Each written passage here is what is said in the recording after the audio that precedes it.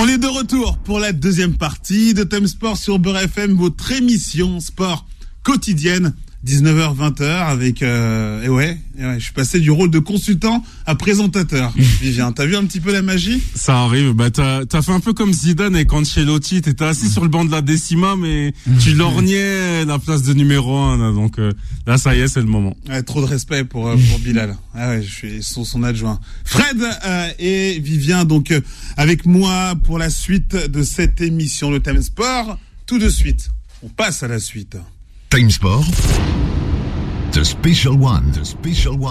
Il a entraîné Libon, Saint-Seurin, 3 Strasbourg, Nantes, 3 de nouveau, le Stade Brestois. Il est actuellement entraîneur de la JOCR, monsieur Jean-Marc Furlan avec nous ce soir. Bonsoir Jean-Marc. Oui, bonsoir à tous. Un plaisir en tout cas de vous avoir dans notre émission de Thème Sport sur Beurre FM. Ma première question, Jean-Marc. C'est un plaisir également. Ma première question. Comment allez-vous après cette saison agitée, mouvementée, plein de suspense en Ligue 2 avec la GIA? Oui, c'est vrai, plein de suspense. Non, je suis sincèrement, on est depuis 15 jours c'est des semi-vacances pour un entraîneur. C'est pas vraiment des vacances parce qu'on est obligé de convaincre des joueurs de re-signer, de recruter. Mais oui, je suis satisfait du comportement des joueurs et dans l'ensemble de leur investissement et de cette saison. Je suis satisfait par rapport à ça, même si on avait rêvé de faire les barrages, quoi. Voilà, de commencer à faire les barrages. On avait rêvé de ça. Question Fred. Oui, bonjour Monsieur Furlan. Moi j'ai une question à vous poser. C'est vrai que tout au long de la saison, Auxerre se positionnait au moins à la 4e, 5e place, bataillait avec Grenoble, avec le PFC. Au final, vous avez fini à 2 points de la 5e place. Qu'est-ce que le PFC avait peut-être de même si ça s'est joué à des détails, qu'est-ce que le PFC a pu avoir de plus que la GIA pour obtenir cette 5e place? Sincèrement, Fred, pour analyser ça, c'est multifactoriel le football. On peut pas faire des analyses analytiques. Tout le monde a le sentiment de tenir des propos en matière de football qui se veulent toujours intelligents. Et n'importe quel citoyen qui aime le foot a sa propre vérité. Mais je pense que c'est multifactoriel. Et je pense que nous, par exemple, dans notre construction de groupe, déjà par rapport à certains clubs, comme Troyes ou Clermont ou d'autres, on avait changé 6-7 joueurs. Donc déjà on a pris un peu de retard en début de saison. Ensuite on a été pénalisé parce que par exemple il y a des petits détails comme il y a des matchs qu'on gagne pas à Toulouse ou à Grenoble parce qu'on manque des pénaltys, ou à Rodez. De Le Bihan. Oui, c'est ça. Après Le Bihan interdit de tirer les pénaltys. Il en a raté. Hein. Donc voilà. Mais pour bien analyser tout ça, je pense que nous on avait une équipe à la fois talentueuse et assez spectaculaire, mais ce qu'on a trouvé nous avec notre staff, c'est que on manquait de profondeur de banc. Et il y a des équipes par exemple comme Troyes, Clermont, Paris FC, Toulouse, ou même Toulouse et Grenoble qui avaient une profondeur de banc beaucoup plus importante. Et nous ça nous a, je pense, beaucoup pénalisé de pas pouvoir faire, c'est quand même une règle dans le football moderne, que de faire du coaching, quoi, comme on dit. Justement, Jean-Marc, bonsoir. Si on se projette, pour l'an prochain, est-ce que vous pensez pouvoir compenser justement cette profondeur de banc qui a manqué, peut-être par la formation, voire dans l'idéal par l'acquisition de nouveaux joueurs? Quelle est un peu votre vision pour l'an prochain, pour peut-être passer ce cap et atteindre le fameux podium de Ligue 2? En fait, si tu veux, c'est que d'abord, effectivement, quand tu évolues dans des clubs comme la JOCR, qui est un club très populaire en France, c'est comme si tu vas à Saint-Étienne ou à l'Olympique de Marseille, c'est des clubs très populaires qui ont une très lourde histoire. Et donc, les gens te réclament que la Ligue 1 est de très haut niveau. Donc, quand tu es entraîneur, ta survie dépend que comment tu es sur le podium. Mais par rapport à ça, compte tenu de la crise économique et crise sanitaire, il y a beaucoup de soucis sur le plan économique pour tous les clubs, vois-tu. Et donc, de ce point de vue-là, j'espère effectivement faire progresser, faire avancer nos jeunes, mais de là, avoir un effectif très très large pour l'an prochain, ça va être un peu plus compliqué. compte tenu de ce que je viens d'évoquer, c'est-à-dire crise économique et crise sanitaire. Donc voilà, qui a engendré la crise économique, cette crise sanitaire. Donc pour ça, je suis quand même un peu dans l'expectative et un peu dans l'interrogation. Mais j'espère effectivement que cette année fait participer à l'entraînement beaucoup de jeunes. J'espère que peut-être qu'ils pourront nous apporter un plus dans le coaching, effectivement. Justement, une question, Jean-Marc, on en est où au niveau de la formation du côté de la JOCR, qui a été un vivier extrêmement important pour le football français, jusqu'à amener même des joueurs en équipe de France? Alors, très sincèrement, par rapport à ça, il faut vraiment évoquer aux supporters du football, aux gens qui sont attirés par le football et qui aiment ça, que on n'est plus à l'époque de Giroud. Et le centre de formation de la GIA est un très beau centre de formation, magnifique. Mais contrairement à l'époque de Giroud, où il y avait 3 clubs formateurs dans le championnat français, ils s'appelaient Sochaux, Nantes et Auxerre, qui avaient 10 ou 15 ans d'avance sur les autres. Tandis que maintenant, il faut avoir des stratégies et une politique complètement différente, parce que maintenant, dans le football français, d'ailleurs football français qui fournit les meilleurs joueurs au monde. Ouais. La dernière Coupe du Monde, il y avait, si je m'abuse et si je me trompe pas, 48 joueurs à Moscou, nés en France et formés dans un club français. Vous vous rendez compte, les gars? C'est à 4 sélections. C'est qui étaient à Moscou à la Coupe du Monde. Alors bien sûr qu'ils jouaient dans des pays différents. Mais donc ça veut dire qu'en France, on est devant le Brésil qui a une population beaucoup plus importante pour sortir des joueurs. D'ailleurs, vous voyez bien en équipe de France, à part 1 ou 2 éléments, tous les autres jouent à l'étranger. Donc maintenant en France, il y a 36 clubs qui forment d'une façon très très importante. Donc le challenge de la formation des jeunes devient encore plus compliqué, c'est un challenge encore plus important, et je ne vais pas l'évoquer pendant des heures ici, pour les clubs français. Contrairement à ce qui se passait à l'époque de Giroud, où je me souviens très bien, parce que c'était mon époque de footballeur, où il y avait 3 grands clubs qui avaient 10 ans d'avance, je le répète, Sochaux, Nantes et Auxerre. C'est vrai, monsieur Furlan, que quand vous nous parlez de Giroud, on pense à Mexès, on pense à Eric Cantona, on pense à Djibril Cissé. Il y en a eu d'autres, Il y en a eu d'autres. Il y en a, on pourrait rester pendant des minutes. Évite de m'en contrarier, s'il te plaît. J'ai joué contre eux, et quand on venait, des fois on les bougeait grave, mais comme ils avaient les 22 meilleurs joueurs français, ils arrivaient toujours à gagner 1-0, 2. Alors je te dis la haine qu'on avait, je te le dis pas. Ah, j'imagine. Parce que des fois on te les bougeait grave pendant 1h30, à l'aller comme au retour, et ils arrivaient quand même à te niquer, tu vois. C'était lourd. On va dire que vous avez pris beaucoup de faits ça à la baie des Champs.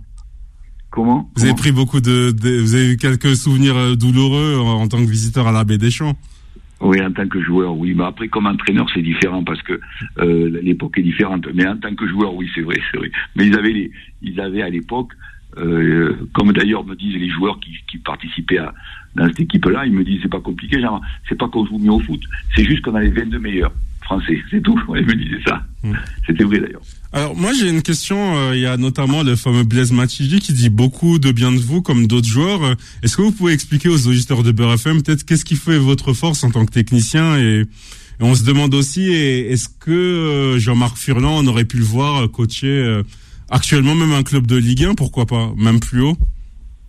Mais en fait c'est très particulier le choix moi je suis très étiqueté Ligue 2 parce que j'ai fait 4 accessions, je suis allé en Ligue 1 et j'ai fait 1 ou 2 maintiens et des descentes, donc les présidents français étiquettent beaucoup les gens. Nous en France on donne beaucoup d'étiquettes aux gens, mais je pense que sincèrement le sens que je donne à la mission, moi, c'est déjà quel football je veux pratiquer. Comme je dis aux joueurs, vous avez le droit d'être créatif, mais quand vous avez respecté nos protocoles, qu'on travaille toute la semaine. Et ça, les protocoles, depuis notre gardien de but jusqu'à l'autre gardien de but, tu dois respecter les protocoles de jeu. Donc je suis très accro à certains protocoles de jeu, et comment tu utilises le ballon. Ça, par contre, il faut respecter ça, sinon tu joues pas. Mais en plus aussi, le sens que je donne à la mission, c'est comment les joueurs prennent du plaisir et comment tu peux leur apporter quelque chose dans le football, et surtout dans le football offensif, parce que le football défensif, figure-toi que n'importe quel pèlerin qui joue au football, c'est bien défendre. Tu peux bien défendre.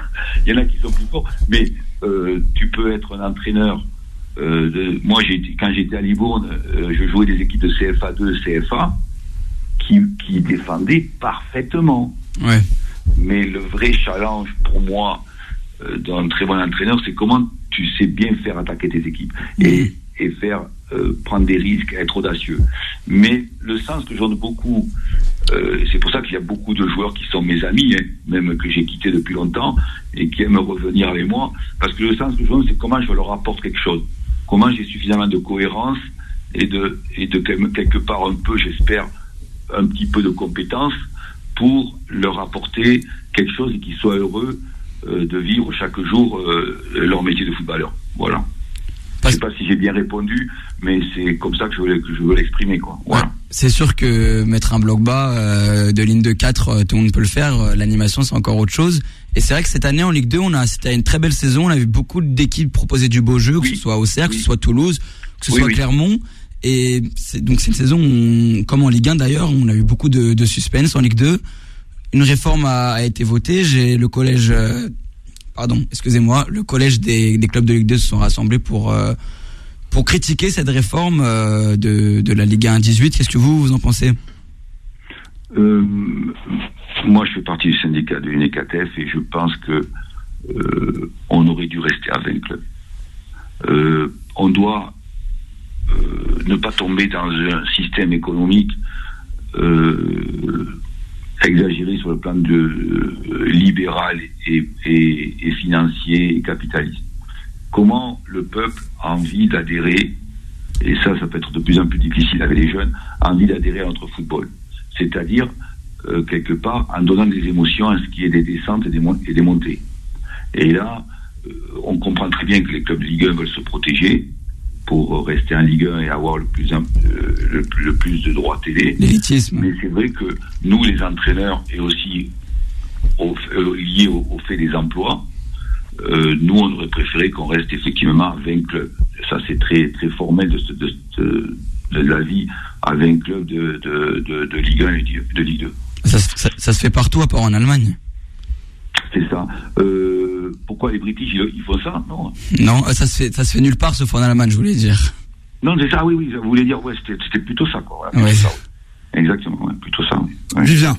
Alors, j'ai une question sur un autre sujet. On a beaucoup parlé du beau vivier des joueurs au début de notre discussion, mais au niveau des entraîneurs français, vous savez, souvent le grand public a un peu une image des entraîneurs français qui seraient moins bons que les entraîneurs étrangers. Est-ce que, par exemple, vous pensez que nos entraîneurs français peuvent entraîner dans les plus grands clubs européens? Et est-ce que ça vous aurait tenté peut-être une expérience à l'étranger? Mais oui, grave. Mais moi, ça m'aurait pu, tu sais... Où ça, par exemple? Entraîner en Angleterre, par exemple. Parce que tu veux, depuis tout petit, c'est là où est né, quelque part, où est né le football. Et il y a un siècle et demi, et quelque part, il y a une essence, une définition très très forte, une essence football là-bas très très importante. Et il y a une passion importante. Donc moi, c'est vrai que j'aurais aimé, par exemple, entraîner en Angleterre. Mais pour ce qui concerne nous, les entraîneurs français, je pense qu'on, très sincèrement, je vais pas. On a autant de qualité dans plein de domaines que d'autres entraîneurs étrangers. Il y a parfois une différence qui s'est faite pour certains pays où ils continuent à faire leur diplôme à l'université. Et ça peut t'apporter beaucoup de côtoyer des théoriciens et des intellectuels du sport. Mais d'un autre côté, moi je pense qu'effectivement il y a les entraîneurs français, même si en ce moment on est en très grosse difficulté en termes d'image, mais je pense qu'on est capable, à part Furlan, on est capable de rivaliser, quoi. Les autres ils peuvent rivaliser, quoi. à part Furlan, les autres ils peuvent rivaliser, il n'y a pas de souci avec les étrangers. C'est vrai qu'en France on a l'habitude de voir un peu, voilà, on sort beaucoup l'expression de jeu de chaises musicales, on voit souvent les mêmes personnages revenir. On peut le voir encore à Nantes, Camboiré qui a pris la main. Peut-être qu'il faudrait aussi, pour l'image de l'entraîneur français, revoir un peu le système de formation, le système de diplôme, et ouvrir un peu l'accès à cela, voir un peu de nouveaux profils, comme en Allemagne, on peut le voir là, en Bundesliga, il y a 2-3 coachs de Nagelsmann qui ont moins de 40 ans. Alors, moi j'ai envie de te dire que autant tu peux favoriser, et moi j'ai 63 ans, mais je pense que quand tu es entraîneur, si tu as beaucoup d'expérience et beaucoup d'années derrière toi, ça te sert énormément, à part si tu deviens un vieux con et que tu n'es pas en phase avec les jeunes. Mais surtout, je crois que le progrès qu'on peut faire, nous, qu'on doit faire, et je pense que c'est dans tous les sports pareil, moi je connais bien le rugby, c'est un peu pareil, c'est comment on est audacieux, comment on prend des risques, comment on a envie de faire vibrer les stades, comment on a envie d'être capable d'attaquer pendant 1h30 et de marquer un but de plus que l'adversaire. C'est surtout ça qui nous manque depuis de nombreuses décennies. Donc vous pensez que les entraîneurs sont un peu frileux? Oui, je pense que nous, depuis de tout temps, hein, moi je l'ai toujours connu déjà quand j'étais joueur, mais par exemple, quand tu discutes avec les joueurs qui jouent en Allemagne, tu discutes avec un défenseur central français qui joue en Allemagne, il te dit, c'est pas compliqué coach, au bout de 10 minutes, on n'est que 2 derrière, avec le gardien. On est 3. La défense centrale, c'est le gardien. Tout le monde monte, tout le monde est devant. Et c'est pas forcément notre trip, quoi, en France. Et c'est là, je pense que nous, on doit progresser dans le côté, et les jeunes en ont besoin maintenant, dans le côté spectaculaire, prise de risque. Là, on doit faire beaucoup d'efforts, nous, les entraîneurs français. Merci Jean-Marc pour cette belle interview, en tout cas d'avoir donné de votre temps pour l'émission Time Sport sur Beurre FM. On vous souhaite que du bonheur et pourquoi pas une accession en Ligue 1 saison prochaine avec la GIA. Ouais, j'espère bien. Vous le méritez en tout cas. Merci encore Jean-Marc, prenez soin de vous. Time Sport revient dans un instant.